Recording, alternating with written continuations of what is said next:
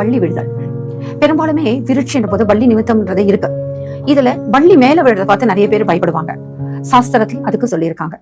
வள்ளி மேல விழுந்தாலே உடனே காஞ்சிபுரத்துல இருக்கின்ற வரதராஜ பெருமாள் நினைக்கணும்னு சொல்லுவாங்க. அங்க வள்ளிக்காகவே இருக்கு. அந்த சந்திரனுடைய இணைந்து அந்த வள்ளி சொருவத்தை அந்த வழிபட்டாலே தொட்டு வணங்கினாலே அந்த வரதராஜ பெருமாள் காஞ்சிபுரம் நினைத்தாலே வள்ளி தோஷம் விலகும் என்று சொல்வார்கள்.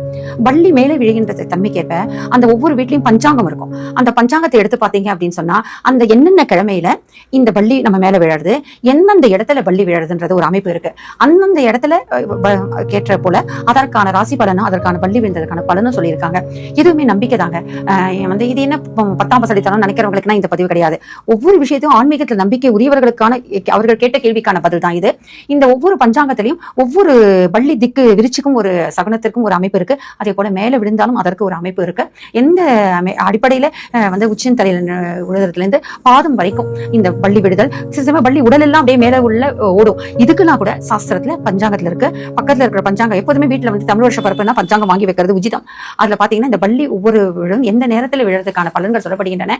இந்த வள்ளி விழுந்தாலும் நல்லது நிமித்தமாக இருந்தாலும் தீய நிமித்தமாக இருந்தாலும் சரி, உடனே மஞ்சள் தண்ணி எடுத்து போஷிக்கிறதும் முடிஞ்சதுன்னு சொன்னா அந்த மஞ்சளால குளிச்சுட்டு வருது ரொம்ப விசேஷம். காகை மேல பட்டாலும் சரி அல்லது வராகம் மேல பட்டாலும் சரி, அதே போல வள்ளி வேலை விழுந்தாலும் சரி, உடனே குளித்து விடுவது ரொம்ப சிறப்பு. பக்கத்துல இருக்க கோயிலுக்கு சென்று அர்ச்சனை உங்களுடைய பெயர்ல யார் மேல வள்ளி விழுந்ததோ அவர்கள் பெயர்ல குலதெய்வத்துக்கோ அல்லது உங்களோட அருகில் இருக்கின்ற தெய்வத்துக்கோ சென்று அர்ச்சனை செய்வது சிறப்பு.